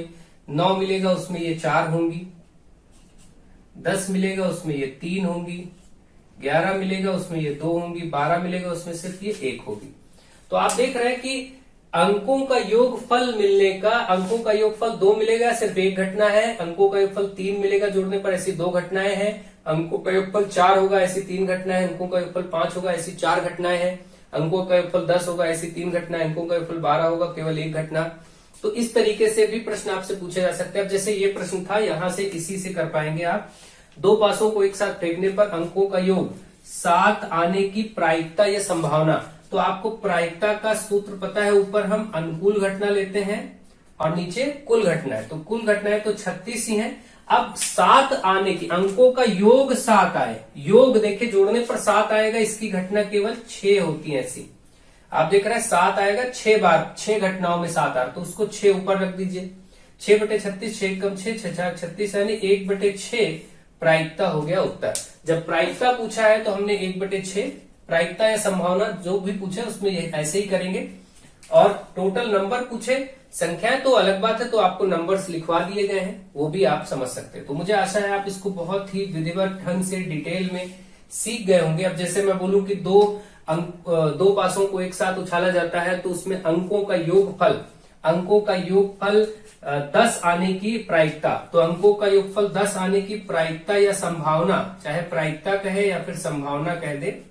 तो आप देखिए पहले तो टोटल नीचे लिखा जाता है 36 घटनाएं, ये 36 है ही है, और 10 योगफल आएगा उस, ऐसी सिर्फ 3 घटनाएं, ऐसी सिर्फ 3 घटनाएं जिसमें 10 आएगा, तो ऊपर 3 लिख दिया जाएगा। तो आप देखिए 3 एकम 3 और ये 12 36 होता है, 1/12 इस प्रश्न का उत्तर आ जाएगा। अच्छा एक चीज और याद रखें, कई बार ऐसा प्रश्न आता है कि अंकों का योगफल 10 न आने की प्रायिकता। जब आने की प्रायिकता पूछे तब तो सीधा ऐसे सूत्र से कर लेंगे। जब कहे कि अंकों का योगफल 10 न आने की प्रायिकता, तो उस केस में पहले आप ये निकालेंगे, आने की प्रायिकता 1/12, इसको 1 में से घटा दीजिए, 1 में से ये जो आया है 1/12 इसको घटा दीजिए बस। तो जो आएगा वो न आने की प्रायिकता होगा। तो 12 एकम 12 माइनस 11/12, ये आपका ध्यान रखिए। ये चीज भी ध्यान रखें, ऐसे प्रश्न भी कई बार बन सकते हैं कि कभी आपसे पूछा जाए, ये तो सीधे सीधे प्रश्न होता है कि किसी चीज के आने की प्रायिकता को हम कर लेते हैं सूत्र से, तो उसको आने की प्रायिकता निकाल लेंगे, उसके बाद अगर वो बोलता ना आने की प्रायिकता तो हम 1 में से घटा देंगे बस, इतना काम और करेंगे, वो ना आने की प्रायिकता हो जाएगा। तो मुझे आशा है आपको ये बहुत अच्छे से डिटेल में समझ में आ गया होगा। अब मैं ये घटनाएं हटा करके 2-3 प्रश्न यहाँ पर ऐसे लेकर के आपको समझा देता हूं ताकि आपको अच्छे से समझ में आए। अब देखिए जैसे मैं बोलूं कि अंकों का योगफल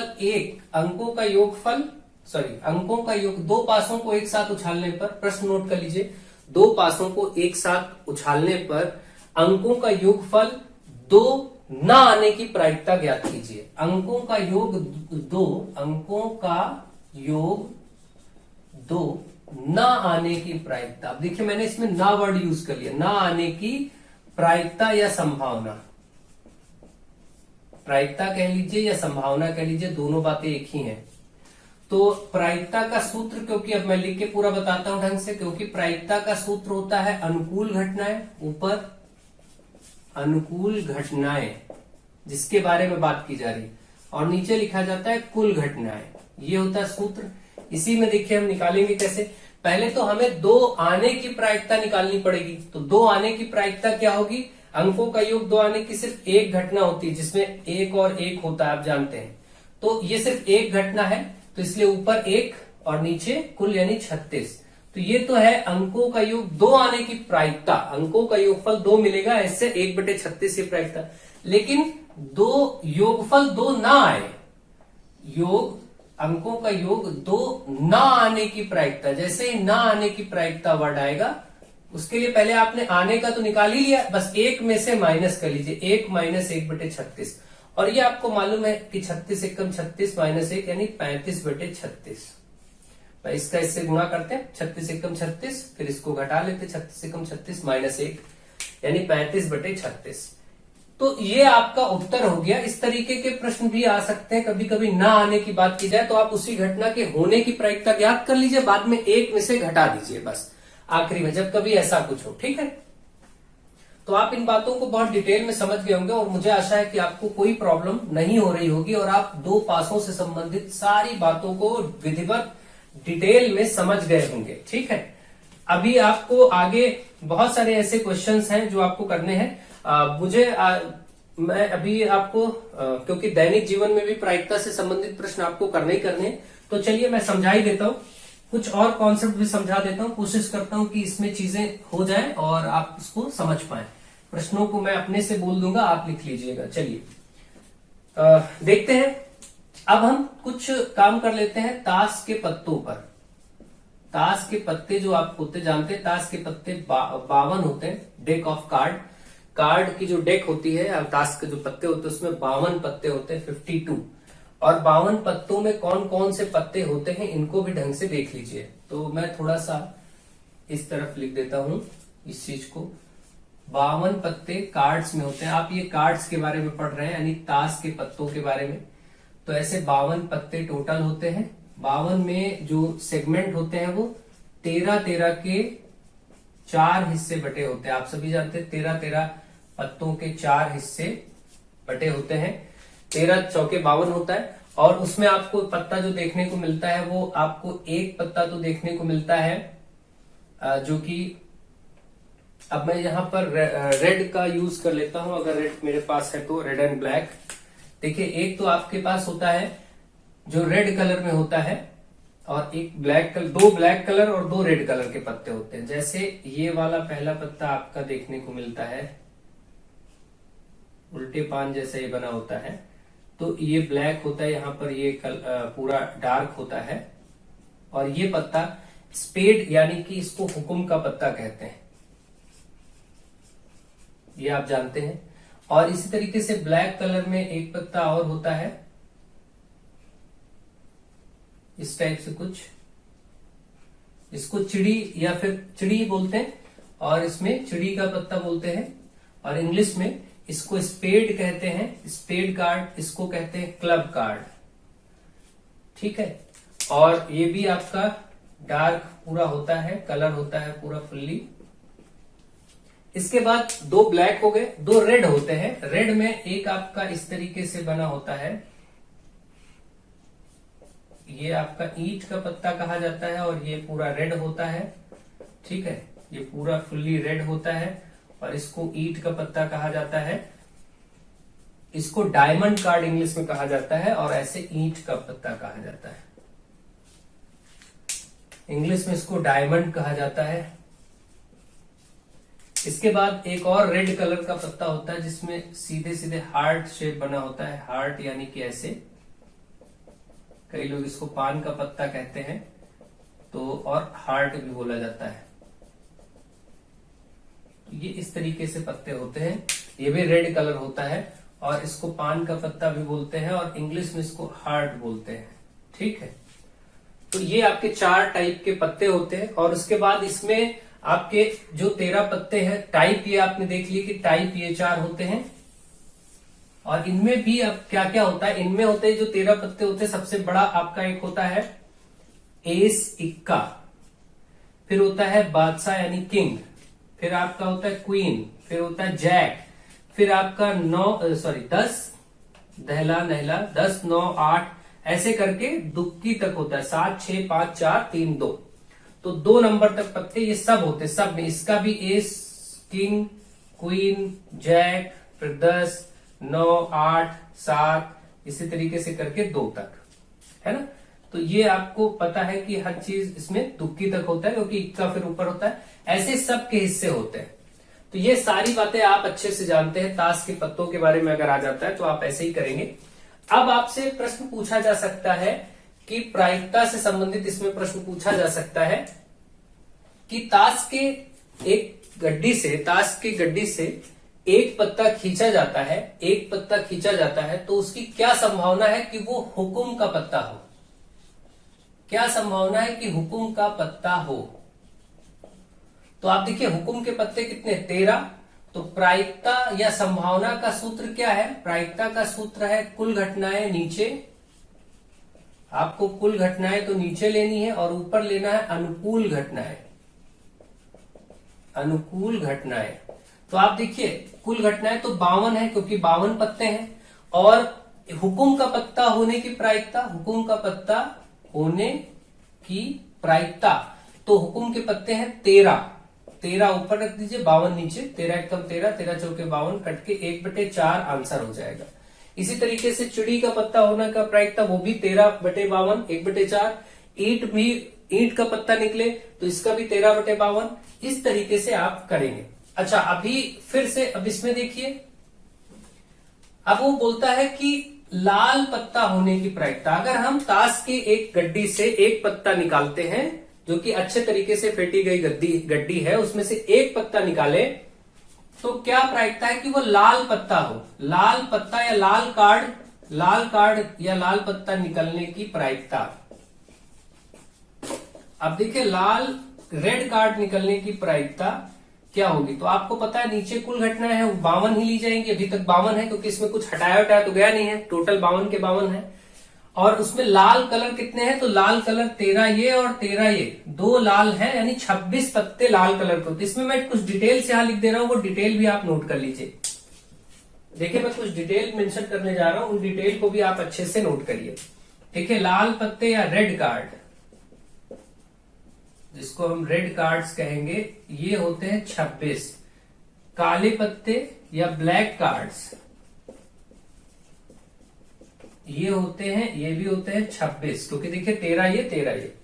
ठीक। अच्छा, इक्का कितना होता है, इक्के कितने होते हैं, इक्के 4 होते हैं। बादशाह कितने होते हैं, बादशाह भी 4 होते हैं। देखिए हर एक के पास एक इक्का होता है, सबके पास एक इक्का होगा, सबके पास एक बादशाह होगा, सबके पास एक क्वीन होगी। क्वीन का मतलब रानी पत्ता है ना, या क्वीन, ये भी 4। जैक भी 4। इस तरीके से 10 नंबर भी 4। ये सब 4, हर प्रकार के 4 पत्ते आपको मिलेंगे। ठीक है, ये हो गया। अच्छा, ये जो किंग, क्वीन और जैक है, इनको फेस कार्ड्स भी कहते हैं। फेस कार्ड्स, या फिर जिन पर चेहरे बने होते हैं, चेहरे वाले कार्ड्स। ये कितने कुल होंगे, देखिए तो इस पर चेहरा होता है, इस पर भाई, बादशाह पर, क्वीन पर और जैक पर। यहां भी बादशाह, क्वीन और जैक पर, यहां भी बादशाह, क्वीन और जैक पर। तो 3 3 6 3 9 3 12, कुल 12 पत्ते ऐसे होंगे जिन पर चेहरे बने होते हैं। ये सब चीजें आपको डिटेल पता होनी चाहिए, बस ये सारी बातें पता हो, बस उसी में आप कर लेंगे। अच्छा, तो यहां फिर से आते हैं। अब देखिए प्रश्न मैंने बोला था कि एक ताश के पत्ते की गड्डी से एक पत्ता खींचा जाता है, तो आप बताइए कि वो लाल पत्ता निकलने की प्रायिकता क्या होगी। लाल पत्ते कितने होंगे, देखिए कुल पत्ते 52, लाल है 26, तो ऊपर रख दीजिए 26। 26/52 मतलब 1/2, 26 दूना 52 होता है ना, तो 1/2 आंसर हो गया। 1/2 प्रायिकता आ गई। प्रायिकता के सूत्र में बस केवल आपको रखना है, समझना यह है कि नीचे कुल घटनाएं रखनी है और ऊपर जिसके बारे में पूछा गया है। अब मैं आपसे पूछता हूं कि ताश के पत्तों की गड्डी से एक पत्ता खींचा जाता है, तो क्या संभावना होगी कि वो बादशाह हो। तो आपको पता है कि अनुकूल घटनाओं में बादशाह कितने होते हैं, 4 ही होते हैं, और कुल 52 है। नीचे कुल लिख दीजिए, 4 एकम 4, 13 चौके 52, तो 1/13। क्या प्रायिकता है कि वो एक जैक कार्ड हो, इसकी प्रायिकता। तो ये भी 4 ही होते हैं, 4/52, तो ये सब 1/13 ही इसकी प्रायिकता हो जाएगी। तो इस तरीके से हो गया। अच्छा, अब क्या हो, फिर हम बदलते हैं प्रश्न को। एक ताश के पत्ते से, एक गड्डी से एक पत्ता खींचा जाता है, क्या प्रायिकता होगी कि वो लाल कलर का बादशाह हो, लाल रंग का बादशाह हो। अब देखिए लाल रंग का बादशाह, इसमें पहले तो नीचे टोटल 52 ही रहेंगे, और लाल बादशाह किसमें मिलेगा, एक तो यहां मिलेगा और एक यहां मिलेगा। भाई इसका एक बादशाह रेड होगा और इसका एक बादशाह रेड होगा, 2 ही तो बादशाह ऐसे होंगे जो रेड होंगे, तो ऊपर 2 लिख दीजिए। 2 एकम 2, 26 दूना 52, तो 1/26 ये प्रायिकता हो गई इसका आंसर। इसी तरीके से कोई भी प्रश्न पूछा जाएगा। अब मैं प्रश्न को थोड़ा सा घुमा देता हूं। देखिए आपकी बार प्रश्न में मैं क्या करता हूं, कुल घटनाओं को भी बदल दूंगा। कैसे, प्रश्न ऐसा हो, सबसे पहले ताश के पत्ते की गड्डी से चेहरे वाले कार्ड्स हटा दिए जाते हैं। चेहरे वाले कार्ड्स हटा दिए गए। अब देखिए बात, चेहरे वाले कार्ड हटा दिए गए, तो फिर अब क्योंकि वो कार्ड हटा ही दिए गए, तो हमारे पास कुल कार्ड्स या टोटल पत्ते कितने हैं, कुल पत्ते कितने होंगे। अगर चेहरे वाले कार्ड हटा दे तो कुल होते हैं 52, उसमें से चेहरे वाले 12 पत्ते हटा दो। भाई फेस कार्ड्स या चेहरे वाले पत्ते मैंने बताया कितने 12 होते हैं, उसको हटा दो तो बचे 40। अब हमारे पास टोटल 40 पत्ते बचे। ध्यान रखिए उसमें से ये किंग क्वीन जैक हर जगह का हट गया। अब क्योंकि हटा देने पर 12 पत्ते 40 बचे, तो अब अगर प्रायिकता कोई पूछी जाती है तो हम कैसे ज्ञात करेंगे वो देखिए। अब आपसे कहा जाए चेहरे वाले सभी कार्ड हटा दिए जाते हैं तो इक्का आने की प्रायिकता क्या होगी, यानी कि इक्का आने की प्रायिकता। तो आपके पास एक कार्ड खींचा जाता है उसमें इक्का आए, इसकी प्रायिकता क्या होगी, इक्के 4 बचे हैं तो ऊपर 4 लिख लीजिए और नीचे टोटल अब 40 ही रह गए हैं, 52 मत लीजिएगा क्योंकि यहां से फेस कार्ड चेहरे वाले पत्ते हटाने के बाद कुल पत्ते 40 बचे हैं। चेहरे वाले पत्ते हमने हटा दिए हैं 52 में से 12 पत्ते 40 बचे हैं, ये कुल अब लिए जाएंगे क्योंकि अब इनमें से पूछा जा रहा है। वही प्रश्न ये है कि सबसे पहले ताश के एक पत्ते की गड्डी से चेहरे वाले सभी कार्ड हटा दिए जाते हैं, अब उसमें से एक पत्ता खींचा जाता है तो क्या संभावना है कि उसका वह पत्ता इक्का होगा। तो इक्के 4 है, ऊपर लिख लीजिए 40 कुल है, नीचे लिख लीजिए 4 एकम 4 दहम 40 यानी 1/10, इसका उत्तर हो जाएगा 1/10।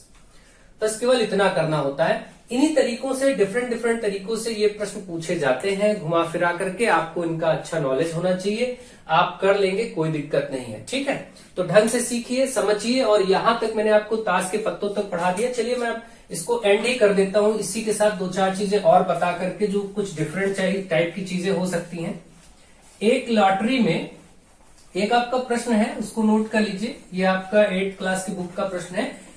एक लॉटरी में 100 इनाम है जबकि उसके 1 लाख टिकट है। 100 इनाम है, 1 लाख टिकट है। इस लॉटरी का एक टिकट खरीदने वाले व्यक्ति की इनाम जीतने की संभावना क्या होगी। देखिए लॉटरी टिकट में 100 इनाम है, 100 टिकट में इनाम है, ठीक है, और 1 लाख कुल टिकट जो है, कुल टिकट वो 1 लाख है।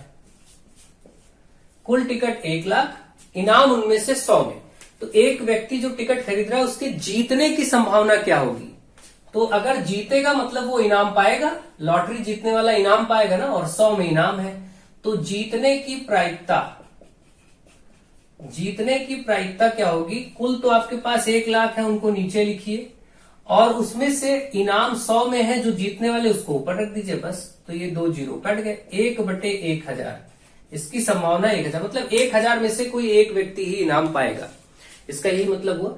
तो इस तरीके से, और अब यह होता कि इनाम ना जीतने की प्रायिकता, इनाम ना जीतने की प्रायिकता, तो इसको ना जीतने की प्रायिकता तो हम इसमें से घटा देते, यानी 1 माइनस इसको घटा देते, तो ये 1000 माइनस 1 हो जाएगा, 1000 माइनस 1, तो ये कितना हो जाएगा 999/1000।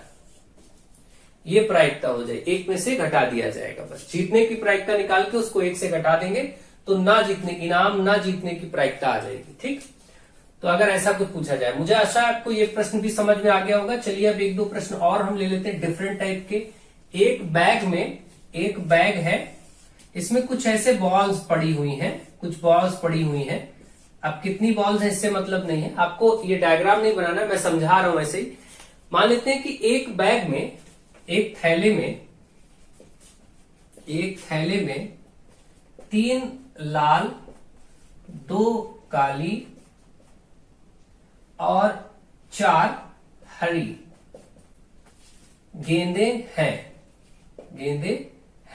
या रखी हैं। इनमें से एक गेंद निकाली जाती है, ठीक, बिना देखे, इनमें से बिना देखे अंदर हाथ डाल के बैग में से, यानी कि एक गेंद इनमें से निकाल ली जाती है। तो क्या प्रायिकता होगी कि वह गेंद काली हो।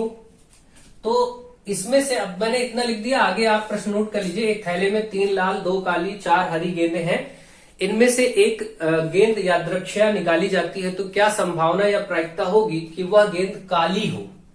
तो ये प्रश्न है। तो काली गेंद, अगर हमें इसमें से गेंद निकालनी है, तो काली गेंद निकलने की प्रायिकता या संभावना, चाहे वो प्रायिकता कहे या संभावना कहे, एक ही बात है, ध्यान रखें। तो फिर प्रायिकता का सूत्र लगाएंगे हम, जो कि होता है प्रायिकता बराबर, ऊपर अनुकूल घटना है, नीचे कुल घटना है। तो कुल गेंद कितनी है, आप देखिए यहां से टोटल गेंद लिख लीजिए। कुल गेंदें कितनी, 3 लाल, प्लस 2 प्लस 4, 3 तो 5 4 9, 9 गेंदे टोटल है, तो आप नीचे 9 लिखेंगे हमेशा। अब इसमें से काली वाली कितनी है जो पूछा गया, 2, इसको ऊपर लिख दीजिए, तो 2/9 इस प्रश्न का उत्तर हो गया। इसी तरीके से हरी गेंद निकलने की संभावना, हरी गेंद की प्रायिकता, हरी गेंद निकले यही चीज, इसकी प्रायिकता क्या होगी, तो नीचे तो टोटल 9 ही रहेंगे और हरी गेंदे 4 हैं तो ऊपर 4 लिख दीजिए, 4/9। इसी तरीके से लाल गेंद निकलने की प्रायिकता, लाल गेंद की प्रायिकता की, वो लाल गेंद निकले अगर ऐसा पूछा जाता तो टोटल 9 रहेंगी, लाल कितनी है, लाल आपके पास 3 है, ऊपर लिख दीजिए 3 कम 3, 3 9 कट के 1/3, ये आपका आंसर हो गया। तो इस तरीके से प्रश्न भी पूछे जा सकते हैं। कोई भी बेसिक, ये दैनिक जीवन में प्रायिकता से संबंधित आपका प्रश्न है। प्रायिकता इसी वीडियो लेक्चर के साथ कंप्लीट हो जाएगा, प्रायिकता में कुछ भी नहीं रह जाएगा, आपको केवल समझना है, बस इसमें और कुछ होता नहीं है, केवल आपको समझना है। जैसे एक बैग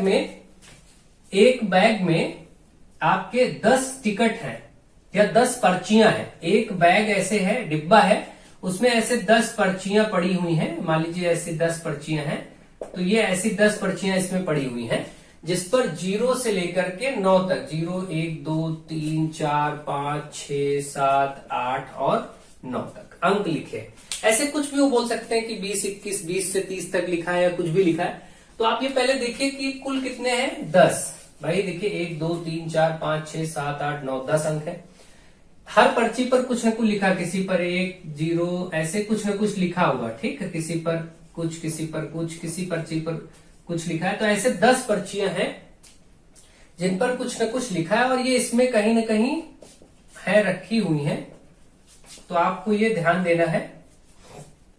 अब देखिए मान लीजिए ये 10 पर्चियां इसमें पड़ी हैं और बैग में, अब इसमें से एक पर्ची निकाली जाती है, तो क्या प्रायिकता होगी कि वह सम अंक वाली पर्ची हो, क्या प्रायिकता होगी कि सम अंक वाली पर्ची हो।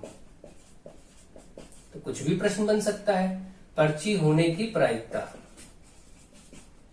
अब भाई प्रायिकता का सूत्र में टोटल तो नीचे लिखा जाता है, टोटल नीचे 10 है, वो लिख दीजिए। अब सम अंक वाली पर्ची हो, इसके लिए आप देखिए भाई, ये 1 2 3 4 ऐसी संख्या है, तो 4/10, 2 दूनी 4, 2 पंचे 10, तो 2/5 इसका उत्तर हो गया। इसी तरीके से क्या प्रायिकता होगी कि वो अभाज्य अंक आने वाली प्रायिकता, अभाज्य अंक वाली पर्ची हो। आपने इस बैग से या इस थैले से एक पर्ची निकाली, क्या संभावना है कि वह अभाज्य अंक वाली पर्ची हो, अभाज्य अंक वाली पर्ची हो। तो ठीक है, अभाज्य टोटल तो 10 ही रहेंगे, अभाज्य कितना है, देखिए पहली अभाज्य संख्या 2 मानी जाती है, 2 3 5 7, ये 4 ऐसी संख्याएं हैं। देखिए यहां भी जो अभाज्य है तो 4, इसका 4 से 2 दूनी 4, 2/5 ये भी आ गया। ठीक, इसी तरीके से विषम अंक वाली पर्ची, तो भाई विषम अंक देख लीजिए, टोटल तो 10 ही रहेंगे, विषम क्या है, 1 3 5 7 9, 1 2 3 4 5, ऐसी 5 संख्याएं हैं जो विषम है, तो 5 एकम 5 दूनी 10, 1/2। तो इस तरीके से प्रश्न पूछे जा सकते हैं, कुछ भी दैनिक जीवन में कोई भी उपयोग उठा करके प्रश्न आपसे पूछा जा सकता है, जिसको आप डिटेल में करेंगे। तो बस केवल समझना क्या है, टोटल और अनुकूल, और कुछ भी ऐसा नहीं है जो आपको समझना हो और आपको समझ ना आ रहा हो। एक आध प्रश्न मैं देख लेता हूं, अगर और कोई हो तो मैं आपको करवाने की कोशिश करता हूं, अगर होता है तो। फिलहाल अभी तो नहीं यहां पर दिख रहा है, तो आपको मुझे आशा है कि समझ में आ गया होगा, और आगे चल करके एग्जाम टाइम पर जब प्रैक्टिस क्लासेस कराई जाएंगी तो वहां पर भी विशेष रूप से हर प्रकार के प्रश्नों को कराया जाएगा। आपका कार्य केवल यही है कि आप ये सुनिश्चित करें कि प्रायिकता में आपको इतने बेसिक्स जो पढ़ाए गए ये अच्छे से आ जाए, और इसमें कुल घटनाएं क्या होती हैं और अनुकूल घटनाएं क्या होती है, सिर्फ इतना आप समझ पाए तो कोई भी प्रश्न आपको आएगा, अगर उसके बेसिक पता है तो आप उसको कर लेंगे बहुत ही आराम से, कुछ भी ऐसा नहीं। अब जैसे आप सम विषम अभाज्य ये सब तो आपको मालूम ही होना चाहिए, ये सब आपको मालूम है तो आप अच्छे से आंसर कर पाएंगे। आई होप आपको ये लेक्चर बहुत पसंद आया होगा, और इसी के साथ आपके प्रायिकता चैप्टर का अंत होता है, जो आप में प्रायिकता है वो समाप्त होता है। आप लोग पढ़ते रहिए, अच्छे से स्टडी करते रहिए। सो थैंक यू, और अपने लोगों को जोड़ते जरूर रहिए, अपने ग्रुप में फ्रेंड्स को बताते रहिए कोर्स के बारे में। So thank you to all of you.